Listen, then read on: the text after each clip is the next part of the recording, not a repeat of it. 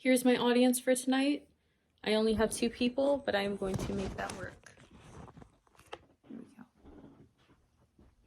Can you imagine being woken up by the sound of soldiers banging on your door and forcing you out of your own home? Well, that's what life was like for the Jews back in 1941.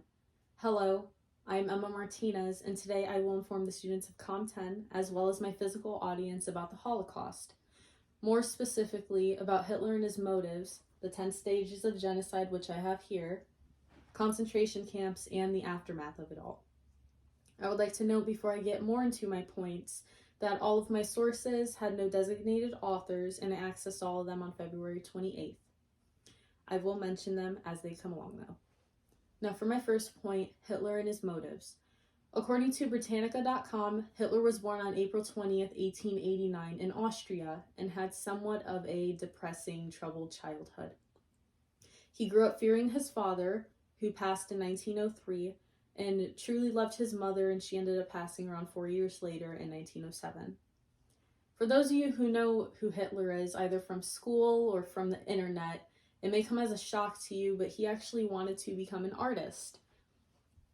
But because of his spotty record in school growing up already, he failed to get into the Academy of Arts twice and basically gave up after that. As the years went on, Hitler ended up joining the Battle of Ypres, where Germany took a defeat. AnneFrank.org mentioned that the Germans said this defeat was caused by a betrayal, a sort of myth caused by them that held the Jews responsible.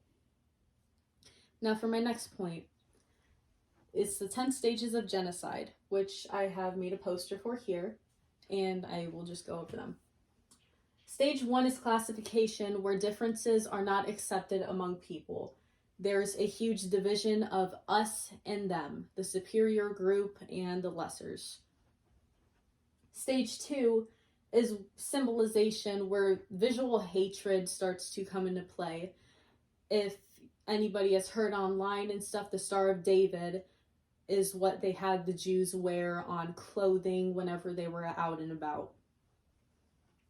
Stage 3 is discrimination, where the targeted groups are denied basic rights or even citizenship. Stage 4 is dehumanization, where these targeted groups, minorities, are treated like animals. The Jews were called vermin in this time. Stage 5 is organization, and this just is saying that genocides are always planned. This isn't something that just happens. It has to be planned in order for it to take place. And hate groups are also trained in this stage. Stage 6 is polarization, where propaganda is spread by the hate groups and stuff, and newspapers just spreading the hate around, saying all these horrible, rancid things. Stage 7 is the preparation period, where the genocide is really starting to be planned. Euphemisms, like the final solution, are used, and this was the Nazis' phrase to kind of cover up their motives and stuff. They wanted to kill the Jews, but they labeled it as the final solution so it didn't seem as bad to the public. Stage 8 is persecution. The victims are identified in this stage, and the death lists are finally drawn up. This is the start of the massacres, and people are starting to be taken from their homes, segregated into what were called ghettos, and property was also confiscated. Stage 9 is extermination. This is the murder of millions of Jews or just people in general, and much violence is used. The last stage is denial, where perpetrators and the later generations deny the crimes, deny the existence of the Holocaust or just any crime in general. And evidence is also destroyed in this point. And this is all from HolocaustMemorialDayTrust.org. So our next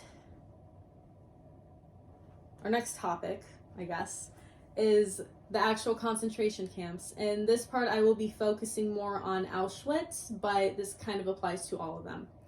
So history.com says that 1.3 million people were sent to Auschwitz, and 1.1 million of those people were killed. This was all during the span of 5 years that Auschwitz was running for. The barracks, which held all of the prisoners, held about 1,200 of them, which was way more than the capacity really allowed and stuff. It was very crowded. It was a very dirty situation. Just life in these camps, it was miserable. It was full of sorrow, despair. People were dying left and right. People just feared for their lives, even tried escaping. And the sad thing about the 1.1 million already that were killed, that's already sad enough, but 1,200,000 of those people were just children. Now, my last point is the aftermath of the Holocaust. The U.S. Holocaust Memorial Museum.org mentioned that during this time of the aftermath, survivors feared returning to their homes because of all the trauma they had faced in the camps, or they just had nowhere to go to, or the anti-Semitism that still took place after the war. It didn't end when the war ended. It still continued. Many of them migrated to places west that were liberated by the Western Allies during this time. If you even look around today, there are survivor stories that you can read about what their lives were like after this, and it's just very fascinating. Sad, but fascinating. Now, that is all my points. I would like to wrap up this speech by thanking the students in COMM 10 and these two people here today for listening to my speech.